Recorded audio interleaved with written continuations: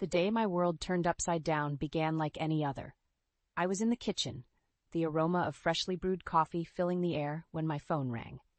Glancing at the screen, I saw Dr. Jennings' name flash. My heart sank. "Elaine Morrison," I answered, trying to keep my voice steady. "Mrs. Morrison, it's about your father, George. I'm sorry to say it's cancer, terminal. He might have 6 months, perhaps less." Dr. Jennings' voice was a blend of professionalism and sympathy. The news hit me like a physical blow. My father, the man who raised me single-handedly after Mom passed, was now facing his final chapter. Alone, the thought was unbearable. I found Ethan in his study, surrounded by piles of paperwork. "Ethan, we need to talk. It's about Dad. He's dying." Ethan looked up, his expression barely changing. "And what do you expect me to do about it?" The coldness in his voice stung, but I pushed on. "I want him to move in with us. He shouldn't be alone now, and we have plenty of space." Ethan scoffed, a sound that echoed off the walls of the study. "Here, live with us? Elaine, be reasonable. This house is for us, not for charity cases. If you're so desperate, let him stay in the garden shed. But that's as far as I go." The garden shed. The words echoed in my mind, a cruel and mocking suggestion. How had my life come to this? Marrying Ethan, I had hoped for love and companionship, but all I found was a life of silent transactions and cold indifference. That night, as I lay in our bed, Ethan's snoring filling the room, I couldn't help but think back to the days of my youth, days filled with laughter and dreams, days when the future seemed bright and full of possibilities. And now, here I was, contemplating setting up a home for my dying father in a garden shed, because my husband, the man who vowed to stand by me, had no room for compassion in his heart. The irony of it all was not lost on me. Ethan, who always preached about family values, was now turning his back on the most basic human decency. The realization was bitter, and it kept me awake long into the night. As dawn broke, a determination stirred within me. If Ethan wouldn't help, I would do it myself. I would make the garden shed a home for my father, a place where he could spend his final days surrounded by love and care, even if it was just from me.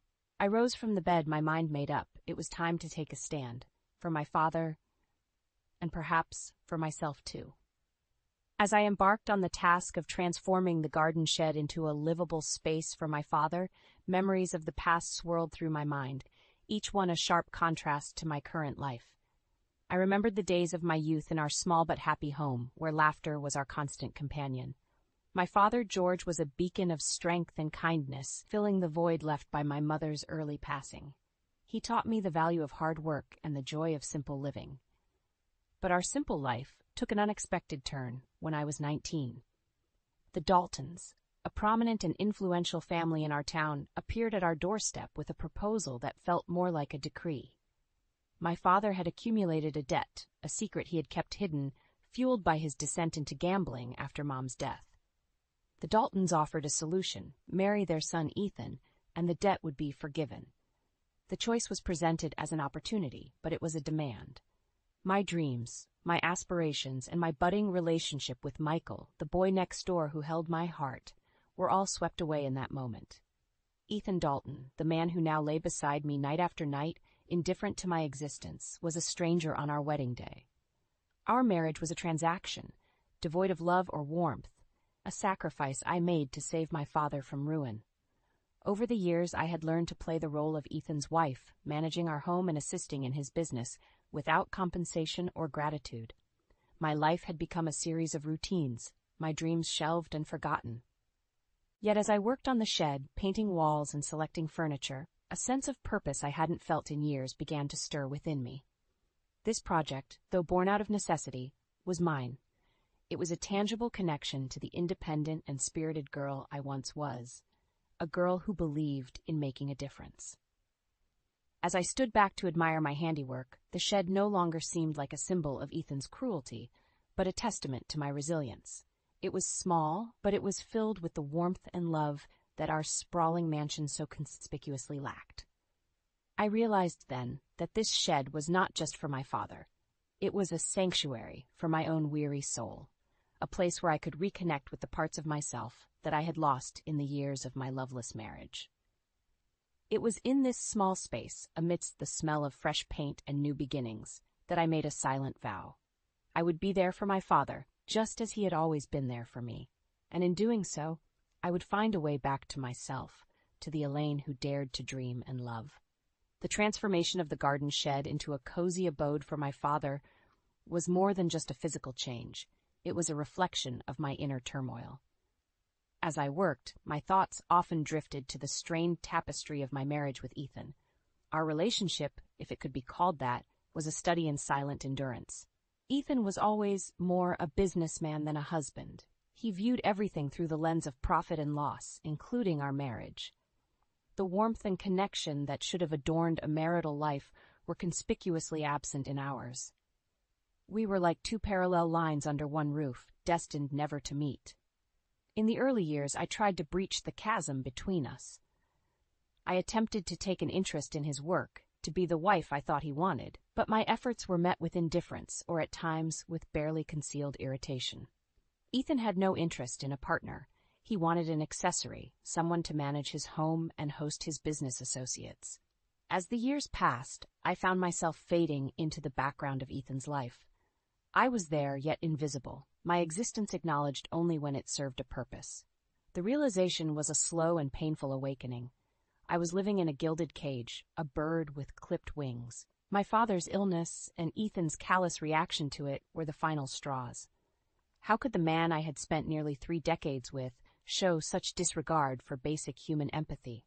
The realization that my life with Ethan had been devoid of genuine affection hit me with renewed force.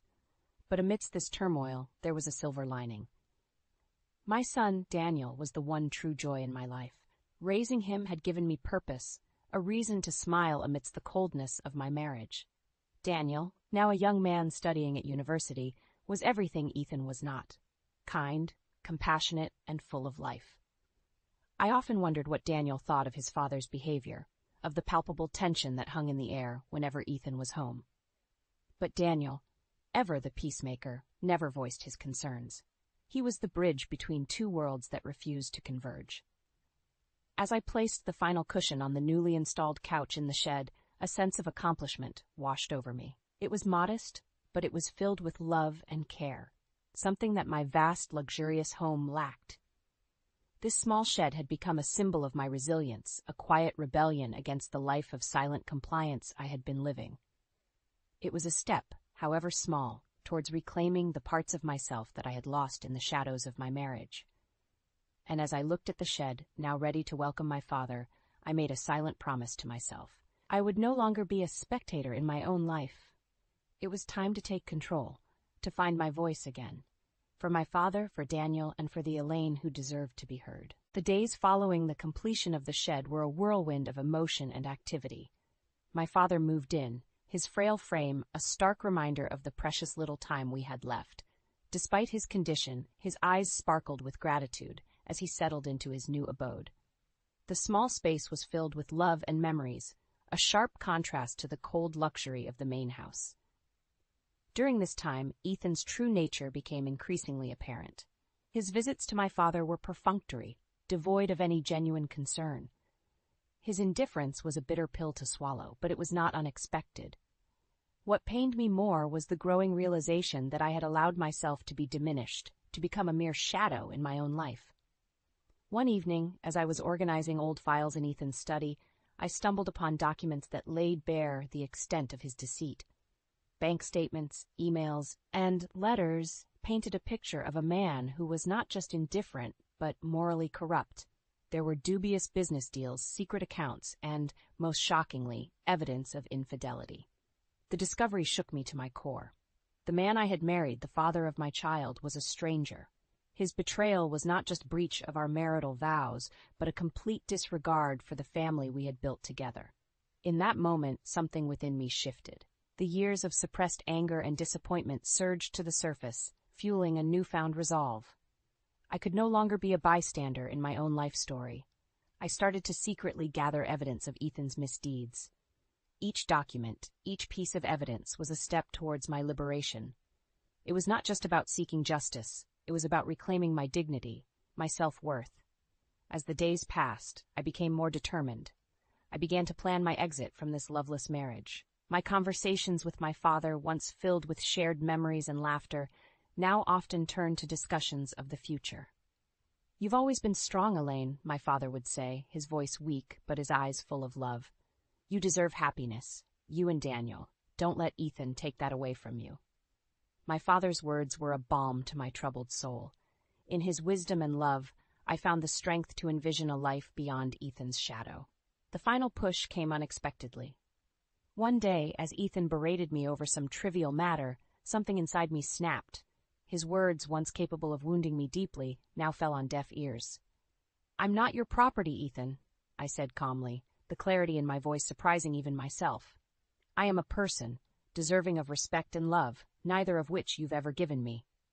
Ethan's response was a mix of shock and anger, but I was beyond caring. I had spent too many years under his thumb, and I would no longer allow him to control my narrative. That night, as I lay in bed, a plan began to form in my mind. I would leave Ethan, but not empty-handed. I would fight for what was rightfully mine and Daniel's. It was not just about financial security. It was about setting things right, about ensuring that Ethan faced the consequences of his actions. The next few weeks were a blur of activity. I met with lawyers, gathered evidence, and prepared my case. It was a daunting task, but with each step I felt more empowered, more like the Elaine I had once been. And then, one sunny morning, as I sat in the shed with my father, watching the birds flit about in the garden, I knew it was time. I was ready to face Ethan, ready to end the charade of a marriage that had been nothing but a prison. "I'm going to do it, Dad," I said, my voice steady. "I'm going to leave Ethan and start a new life. For me, for you, for Daniel." My father smiled. A fragile but genuine smile. "I've always believed in you, Elaine. It's time for you to believe in yourself." With that, I stood up, my resolve firm. It was time to close this chapter of my life and begin anew. Elaine Morrison was no longer a victim of circumstance. She was a woman in control of her destiny. The day I confronted Ethan was a day of reckoning. Armed with my gathered evidence and bolstered by a newfound sense of self-worth, I faced him in what had once been our shared study. The room, once a symbol of our joint life, now felt like a battleground. "Ethan," I began, my voice steady despite the tumultuous emotions within. "This marriage, our life together, it's over. I'm leaving you." His reaction was a mix of disbelief and scorn. "Leave me, Elaine? You have nothing without me. Where will you go? You think you can survive out there on your own?" His words, meant to intimidate, only strengthened my resolve. "I have more than you realize, Ethan. I have evidence of your infidelity, your shady business dealings, and your financial mismanagement. I'm not leaving empty-handed." The look of shock on Ethan's face was, in a way, satisfying. For years, I had been under his thumb, underestimated and undervalued. But now, the tables were turned. Over the following weeks, our life unraveled like a poorly knit sweater. The divorce proceedings were bitter, with Ethan trying to discredit me at every turn. But I stood my ground, backed by irrefutable evidence and a legal team that believed in my cause. As the truth of Ethan's actions came to light, his reputation, both personal and professional, began to crumble. The community we had once been a part of turned its back on him. His business associates distanced themselves, and even his closest friends began to see him for who he truly was. In a twist of fate, it was Ethan who ended up isolated and alone, much like he had made me feel all these years. The empire he had built on lies and deceit was now his prison, a constant reminder of his moral bankruptcy. The final divorce settlement was more than just a financial victory for me. It was a symbol of my liberation. I received a significant portion of our assets, enough to ensure a comfortable life for myself, my father, and Daniel. With the legal battles behind me, I focused on rebuilding my life. I bought a modest but beautiful home, not far from the university where Daniel was studying. It was a fresh start, a place where my father could spend his remaining days surrounded by love and care. The house quickly became a home, filled with laughter and warmth, a stark contrast to the cold, impersonal mansion I had left behind. My father's health, while still fragile, seemed to improve in this new environment, buoyed by the positive energy that surrounded him. As for myself, I found a sense of peace I hadn't known in years. I took up gardening, something I had always wanted to do, but never had the time for. I also began volunteering at a local charity, finding fulfillment in helping others. The most significant change, however, was within me. I no longer saw myself through Ethan's eyes. I was no longer the timid, compliant wife, but a strong, independent woman who had faced adversity and emerged victorious. One evening, as I sat on the porch watching the sunset, a sense of contentment washed over me. I had come a long way from the scared young girl who had entered a loveless marriage to save her father. I had fought for my dignity, for my right to happiness, and I had won. My journey was not just about leaving Ethan, it was about finding myself. And as I looked towards the future, I knew that whatever challenges lay ahead, I would face them with strength and grace. Elaine Morrison had finally come home. I should have known something was terribly wrong the moment Derek abruptly ended his phone call and shoved his cell into his pocket, his face taut with tension. My husband had been taking an abnormal number of private calls lately, always stepping away to murmur furtively like he had some big secret to hide. As he rejoined me on the living room couch, I studied his expression, trying to gauge his mood. "Everything okay, babe?" I ventured carefully. "You've seemed preoccupied lately." Derek avoided my gaze, letting out a strained chuckle. "It's nothing, Lena, just some dumb thing at work, that's all." His fingers tapped an agitated rhythm on the couch cushion as he forced a tight smile. "So what did you want to talk about?" Something in the pit of my stomach twisted sharply, warning me that he was hiding something serious. But I opted not to push further, at least not yet. "Well, I was hoping we could discuss our savings plan for the nursery remodel.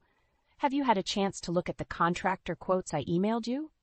His body stiffened, and those telltale worry lines creased his forehead.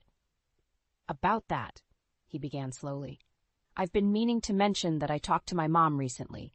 She thinks we should hold off on the remodel for now." I blinked, struggling to comprehend. "What? Why would she say that?"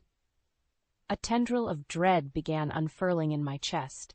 "She just thinks it's unwise to sink so much money into renovations with the way things are so uncertain right now," Derek said evasively. "The economy and all, you know. Maybe we should play it safe for a while." My pulse quickened as realization dawned. "Wait. Does this have something to do with that big opportunity your mom wants you to invest in?" I demanded, unable to conceal the sharpness in my tone. "The one you two have been so secretive about." Derek frowned, suddenly looking dismayed, like a child caught with his hand in the cookie jar. "Now, Lena, don't get worked up. It's just a little side business venture that could really pay off big in the long run." "That little venture is blowing through our life savings behind my back."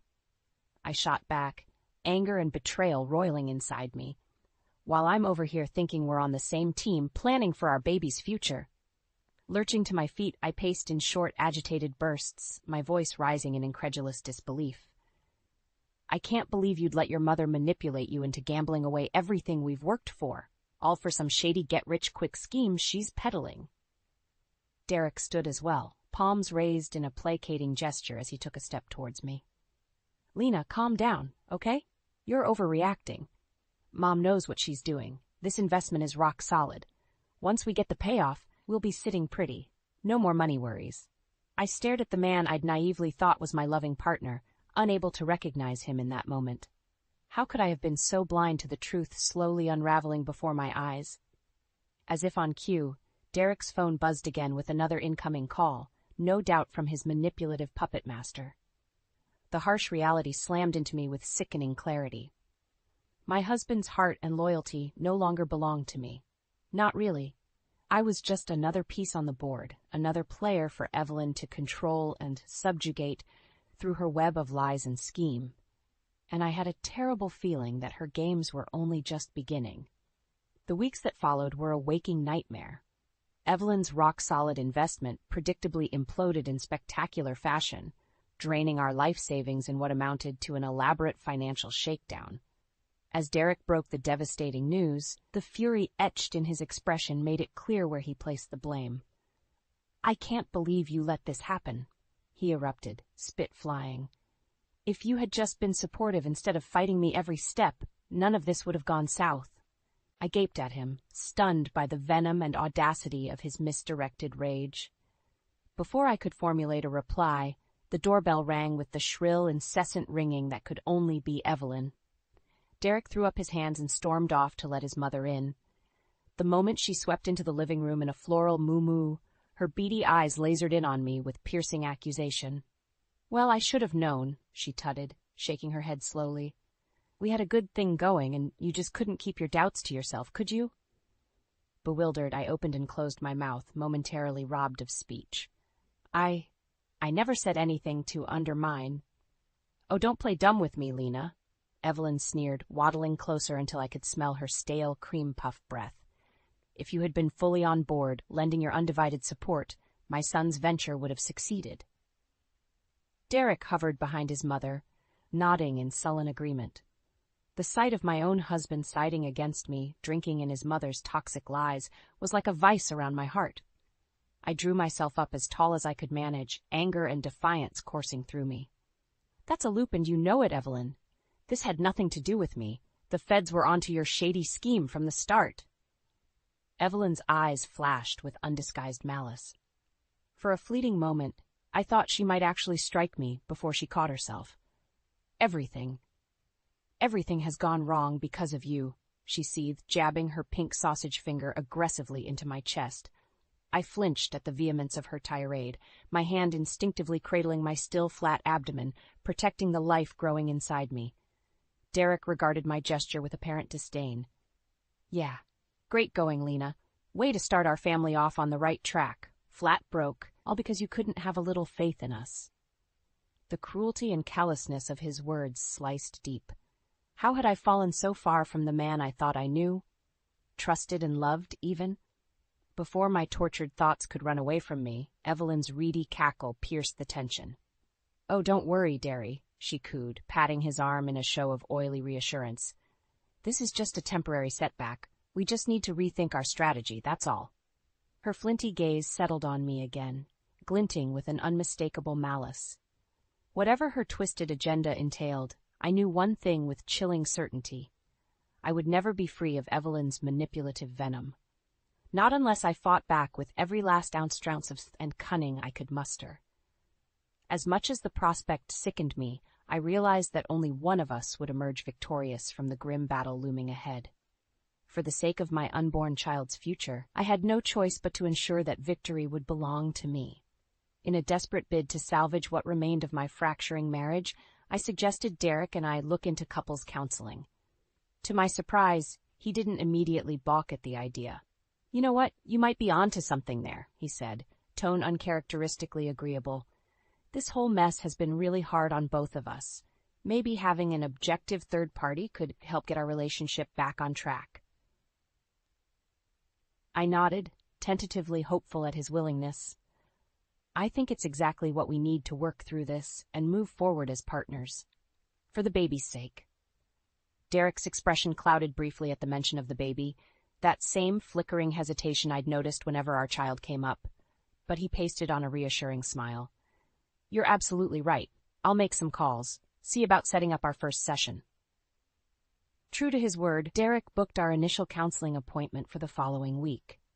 But in the days leading up to it, his behavior shifted once more into that unsettling realm of secrecy and preoccupation. My suspicions escalated when he abruptly announced a last-minute business trip that would conveniently span our entire therapy window. "You're just going to blow off counseling after I agreed to it?" I challenged him, unable to hide my dismay. "Derek, we can't keep avoiding our problems forever. That's what got us into this mess to begin with." He dismissed my protestations with an airy wave. "Relax. It's just a little golf weekend with some potential clients.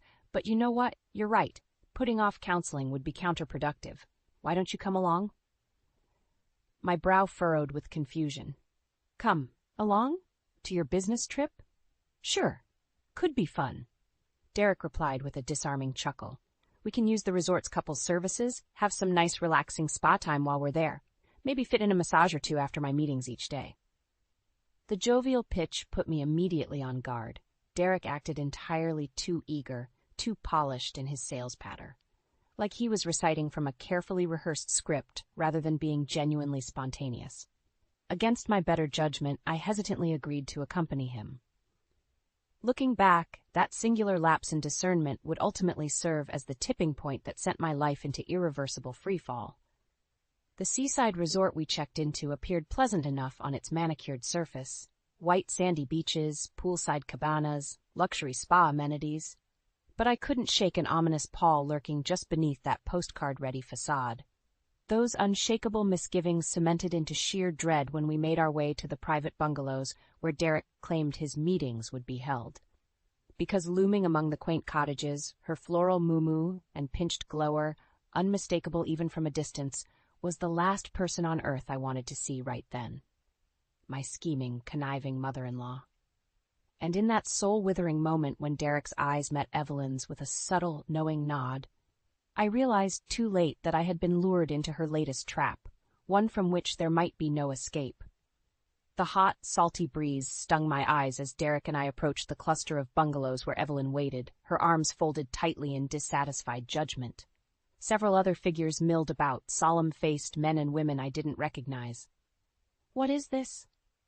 I hissed at Derek through a tight smile, desperately hoping this was all some misguided surprise he had planned. "Who are these people?" Before he could respond, Evelyn stepped forward, her expression a chilling mask of smug resolve. "Good, you're here," she said flatly. "We've been expecting you, Lena. It's time we had a long overdue reckoning." The words were ominous, layered with threatening undercurrents. My chest tightened as dread took hold. "Mother, maybe we should have some privacy to talk," Derek stammered, suddenly looking less certain than when we'd arrived. But Evelyn shushed him with a curt wave of her hand. "There will be no more talking in circles. We're done with niceties. It's time for the truth to finally come out, for Lena's own good." One of the other women, a stern-looking blonde in a pantsuit, cleared her throat. "Perhaps we should move this inside, where it will be contained." My heart pounded furiously as I was ushered into the nearest bungalow, sensing I had no choice but to cooperate, at least for now. The others filed in silently and arrayed themselves in a semicircle of hard-backed chairs facing a weathered love seat where I was instructed to sit. Evelyn assumed a position at the head of the makeshift assembly, her cold stare locking onto me. "You've been a source of negativity and strife from the moment you came into this family, Lena, poisoning my son's mind with your doubts and ingratitude time and again. It's why we currently find ourselves in such profound difficulties." The words seemed ludicrous, laughable in their sheer audacity, and yet they were delivered with such biting certainty that my rebuke withered on my lips. "Our objective today is to remedy that toxic influence through truth and accountability," Evelyn pressed on, undeterred. "We will persist until you acknowledge and confess your failings as a wife and soon-to-be mother. Only then can you atone and be reintegrated on the path of righteousness." The room blurred around me as the full, horrific realization crystallized. This wasn't merely some twisted reckoning in Evelyn's mind. It was a systematic attempt to break me, to strip away my identity and remake me in her own warped image. But I wouldn't go down without a fight. "You're the one who has poisoned this family," I spat out, struggling to keep my voice from shaking with rage and desperation. "With your lies and schemes, using Derek as your puppet to control me." "Lies?" Evelyn's eyes flashed with indignation. "The only lies here are the ones you've allowed into this family through your selfish resistance." In an instant, the others were on their feet, hurling their own accusations in a dizzying torrent of verbal lashings. I cringed back into the love seat as their voices rose in fervor, drowning me in wave after wave of recrimination and scorn. Somewhere in the chaos, Derek watched impassively, making no move to intercede or calm the escalating ambush, like a damning harbinger of where his true allegiances would forever lie, with his mother, no matter how depraved her manipulations. As the onslaught reached its fevered peak, something inside me fractured. I finally understood that there would be no victory for me here today, no matter how righteous my defiance. Not against these overwhelming forces arrayed to systematically deconstruct my sense of self. The only way to escape from this nightmare was to play along, to acquiesce in hopes of surviving long enough to strike back later when I held the advantage. To live to fight another day, as much as that singular thought lacerated my very soul, even if that day might never come. I have no idea how long the harrowing intervention lasted. Time seemed to blur and distort as hours of psychological torment blended together. All I knew was that by the end, I was left utterly depleted, slumped in the love seat while flecks of spittle dried on my skin. Evelyn sneered victoriously as she proclaimed the session concluded. "Get some rest, Lena. We'll reconvene in the morning to accept your full confession." Still shaking, I watched through hollow eyes as her cabal of cohorts filed out. Only Derek remained behind, not quite meeting my gaze. I should have stopped them," he mumbled, sounding more like a sullen teenager than a grown man. "But you have to admit, you brought a lot of this on yourself, antagonizing Mom at every turn." The words lanced through what little remained of my tattered self-worth. I wanted to lash out, to rage and scream at this pitiful excuse for a man, but the futility of it rendered me mute. Without another word, Derek turned and left me alone in the dimly lit bungalow, shutting the door with a dull thud of finality. The desolate quiet that followed was somehow more oppressive than the torrent of verbal assaults I'd just endured. I'm not sure how long I remained there in that emaciated husk of a state, dwelling in my despair. But at some point, a faint inner voice sparked to life, almost inaudible at first. "You cannot give up now, not when so much is at stake." The thought crystallized like a revelation, focusing my fracturing psyche. Because Derek and his wretched mother were right about one thing. They had underestimated me. Seen me as weak, as a broken spirit ready to surrender completely. But in that moment, I tapped into a reserve of strength from somewhere deep inside. The part of me that drew from a primal well, a maternal drive to safeguard the innocent life gestating within me. My child's life. Almost mechanically, I rose from the love seat and surveyed my surroundings with new alertness. A sliver of pre-dawn light filtered through the bungalow's bay window, illuminating the outline of a heavy wooden chair propped beneath the latch. A security measure, no doubt to keep me contained. Inching towards the chair, I hefted its solid weight experimentally before hoisting it up and slamming it squarely into the window. The glass fractured in a satisfying spray of shards. I bashed at it again and again, undeterred even as my knuckles grew slick with blood. Sharpened determination propelled me until I had created an opening wide enough to slip through. The cool caress of morning beach air danced across my clammy skin as I hauled myself over the sill and dropped gracelessly onto the sand below, wincing at the bite of stray shards. My escape was far from assured, but sheer adrenaline fortified my battered body with a potent second wind. I sprinted away from the bungalow as fast as my legs could carry me, following the faint illumination of the rising sun towards the unknown. Freedom was still just a fragile hope glimmering on the horizon, but it was a future I would fight like hell to claim, one painstaking step after another, no matter how daunting the odyssey ahead might be. For the sake of my child, merely surviving was no longer an option. I would find a way to fight back and win. The days and weeks after my harrowing escape from that nightmare resort passed in a blur. Staying one step ahead of Derek and Evelyn's efforts to track me down consumed every waking moment. I couldn't risk going to the authorities, not yet. With their wealth and influence, they would surely turn it into a vicious custody battle that I might not win in my current delicate condition. No, I needed to play this smarter, gather insurmountable evidence of their depravity first. My parents took me in without question, offering shelter and lending what financial support they could. It shamed me to put them at risk by involving them at all, but I was out of options. During those tense months, I meticulously compiled documentation of every step of Derek and Evelyn's duplicitous campaign against me. Financials, witness testimony, surveillance photos, anything and everything that could be leveraged. There was no margin for error. My case would need to be irrefutable. When my baby bump finally became unmistakable, Derek made his first attempt at contact since abandoning me at the resort.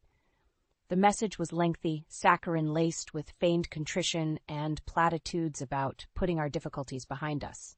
But the underlying message was unmistakable. He and Evelyn were growing desperate to regain control. I was tempted, for a fleeting moment, to respond with a blistering rebuke and lay my cards on the table. But that would merely sacrifice my advantage while accomplishing nothing. So I remained silent and kept building my case. As expected, their efforts escalated from there. Evelyn's flying monkeys sniffed around my parents' home a few times until I was forced to relocate again. I caught strangers furtively trying to snap pictures of me on the street, no doubt seeking ammunition to support claims of my unfitness. The final straw came when a bulky man shoved an expired court summons into my hands outside the Obgyn clinic following a checkup. The paper was meaningless, a fabricated ruse to rattle me, but it revealed just how far they were willing to go. If I didn't strike first, there was no limit to the damage they'd try to inflict when the baby arrived, which is why I swallowed my trepidation and sought out the best family law firm in the state. Sitting across from that cool-eyed senior partner, I finally laid out the entire sordid truth for the first time, holding nothing back. To their credit, the attorneys mastered their revulsion at the more horrific details, absorbing it all with clinical detachment. But I could see the calculated gears turning as they recognized the unbridled legal firestorm this case could unleash. Less than 48 hours later, Evelyn and Derek were slapped with a temporary restraining order and barrage of subpoenas, clawing back years of financial data, communications, and records pertaining to their corrosive scheme. The element of surprise was complete. They never saw it coming. When Derek frantically called to plead his case, I savored every syllable of his desperate, impotent blubbering. I imagined his mother going into conniptions, her deranged sense of entitlement crumbling. And in that moment I pitied them both in a way. Evelyn's scorched earth parenting, her vitriolic need to control those around her, had ultimately transformed her into precisely the monster unleashed upon me. And Derek's Faustian bargain had shackled him to that all-consuming toxicity. But pity is a grace they never once afforded me. The coming year would see my own hardships escalate in ways I could scarcely fathom. A new mother fighting tooth and nail, both as a protective parent and an impassioned legal combatant. But thanks to my resolve and strategic groundwork, I held the high ground. It was only a matter of time before karma inserted the final pieces to bring Derek and Evelyn's depraved ambition to its kneecap, and I would be lying if I said I didn't plan to savor every last minute. The months following my preemptive legal strike were a grinding gauntlet of litigation and personal attacks. Derek and Evelyn responded to my bombshell lawsuit with a vengeance, churning out lies and false allegations rapid fire. Fortunately, my own airtight documentation blunted the worst of their smear campaign. Still, having to counter increasingly outlandish claims about everything from faking my pregnancy to suffering from mental instability took a grueling toll. I was utterly drained by the time I finally gave birth to my son, Liam. That first moment, cradling his squirming little form, tears of joy and relief streaming down my face, remains the purest memory from that entire nightmare, uncorrupted by the toxicity swirling around us. For a few fleeting days, I allowed myself to soak in the splendor of new motherhood, letting the lingering stresses recede into the background. I knew the reprieve was temporary, but I selfishly safeguarded those moments as long as I could. The bubble burst when I was served with Derek's motion for emergency custody. The paperwork read like Evelyn's manifesto regurgitated in legalese, complete with florid claims that I had effectively kidnapped Liam and posed a danger to him unless he was immediately removed from my care. My own attorneys assured me the motion was little more than a delayed intimidation tactic aimed at sabotaging my case momentum. Still, I couldn't shake the bone-deep fear of having my infant son wrested from my arms. My dread only escalated when our first courtroom showdown landed me face-to-face with Derek and Evelyn once again. Their snarling contempt hit me like a physical force as the vitriol began spewing. "This pathetic fantasy has gone on quite long enough," Evelyn proclaimed with a dismissive sneer. "We tried putting you on the path to redemption, but you insist on resisting to the detriment of my grandson. This is no life for a child." I fought to keep my breathing steady, struggling against the instinct to lash out. My attorneys had prepped me extensively on not rising to their verbal baits. Derek took the baton, his glowering expression more hangdog than threatening. "Just let us bring Liam home where he belongs, Lena, with people who actually care about giving him a stable life. Not whatever this is." He made a vague, disparaging gesture which caused Evelyn to tut loudly in disgust. The well-choreographed good cop, bad cop routine was so transparent, so patently patronizing after all we had endured. "Do you ever stop to hear the deranged vitriol dribbling from your own mouths?" I said at last, adrenaline emboldening me. We both know this has never truly been about Liam's well-being. It's about controlling anything and everything around you until it bends to your twisted demands. Evelyn started, her mouth working furiously as she prepared to unleash another volley of abuse. But the judge's stern gavel cut her off with an irritated clap. "Mrs. Bowen, that's more than enough," His Honor intoned firmly. "No further outbursts or I'll have the bailiffs remove you." Fuming, Evelyn subsided into seething silence. Derek appeared to shrink slightly, chastened by his failed ploy. For perhaps the first time in his life, he seemed to register just how frail their position had become. It was the first small but unmistakable shift in momentum, the start of their unraveling before an increasingly skeptical legal system. I left that day's proceedings holding Liam a little tighter, bolstered by the knowledge that their persecution was cracking at long last. There would undoubtedly be more horrors to come before the final rulings. But like an offshore storm finally breaking, I sensed their dark era of control over our lives had finally reached its apex. Soon, everything they'd sown through deceit and malice would begin reaping its most profound consequence. And this time, there would be no more mercy from me, not after the depravities they'd inflicted on me and my child. This time, they would answer for it all and know true karma.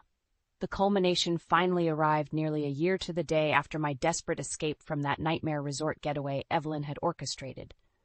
All the discovery maneuvering, pre-trial posturing, and failed sideshow motions led to this. A final, protracted court battle that would decide the fates of everyone involved. Derek and Evelyn's smugness had steadily eroded with each rebuffed attempt to regain leverage, but their defiance remained obstinate. I had to hand it to them. They played their losing hand with a zeal that bordered on delusional. When we entered the courthouse on that crisp October morning, Evelyn turned to sneer at me with her customary disdain.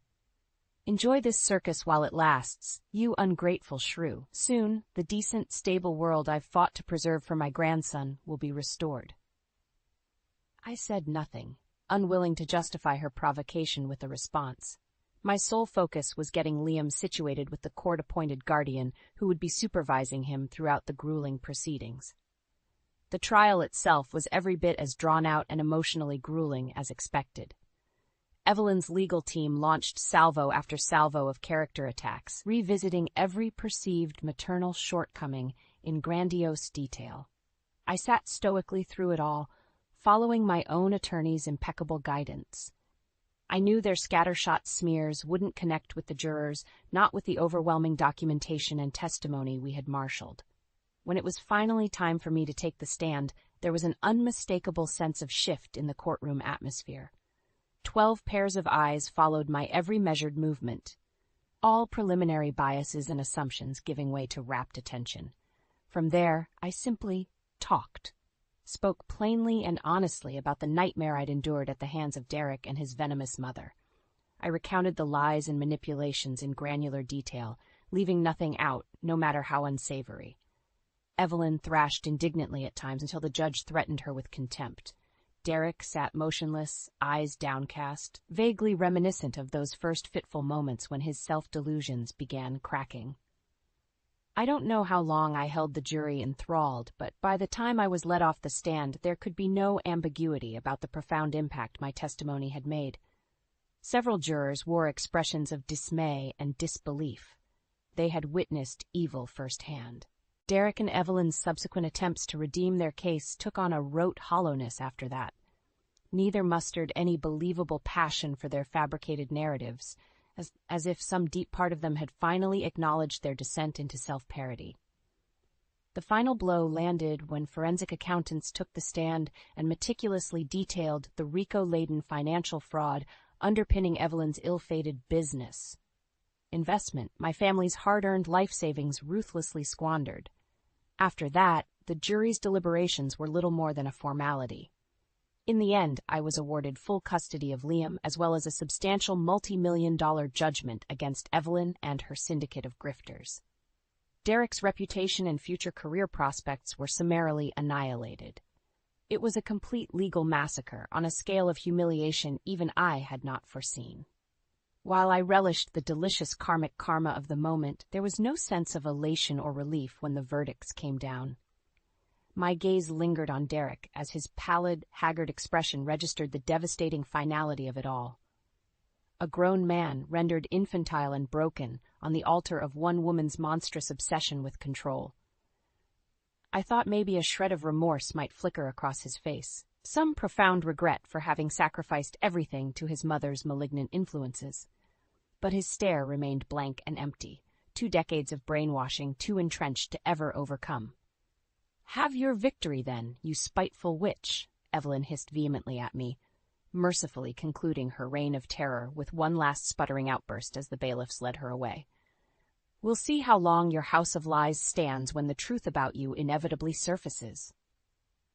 As the courtroom finally cleared out, I pulled Liam close and pressed my lips to the crown of his downy head. Looking into those innocent, adoring eyes, I knew I had emerged victorious. But it was a victory wrought from desperation and hardship, a rite of fire that had steeled me with an alloy resilience. No further vindictiveness or bitterness remained, only a bone-deep resolve to shepherd my son's life towards promise, at long last unshackled from Evelyn's corrosive reach. The ordeal had remade me, uncompromised and finely honed, to ensure Liam's future would be one of compassion and selfless purpose, and that would be the realest, most enduring justice of all.